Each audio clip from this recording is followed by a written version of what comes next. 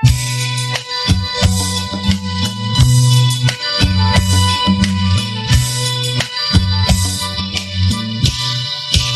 ួ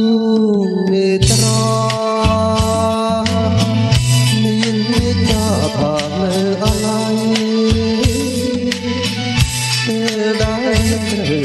នៅនឹកស្រណោស្ដាយអត់ណាយអត់តែឆាប់បាន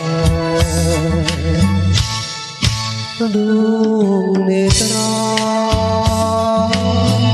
មានវិជ្ជាផានៅតែស្នា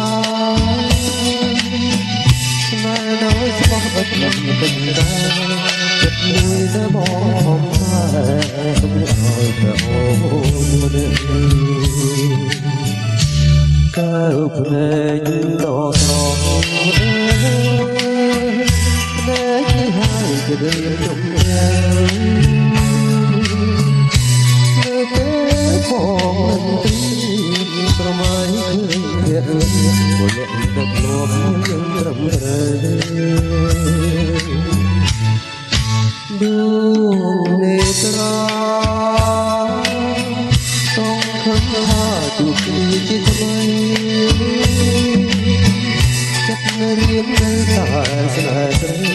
ស្នេហ៍ធំនោះពុកผ่านได้មានអ្វីមកបំបានមក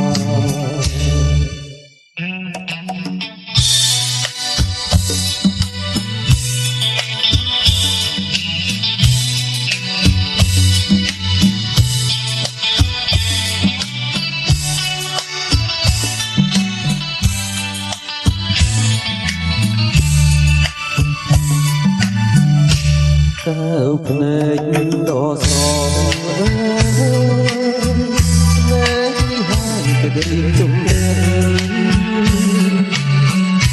នៅពេលបងត្រីស្រមៃឃើញអ្នកនេះមកលក្ខទៅធ្លាប់នឹងត្រឹមត្រូវដួងនេត្រាต้องខំថាទូគ្នាពីថ្មីចិត្តរៀមលើតែស្នេហ៍ស្រីណាធំដូចពុកผ่านได้មានអ្វីមកបាន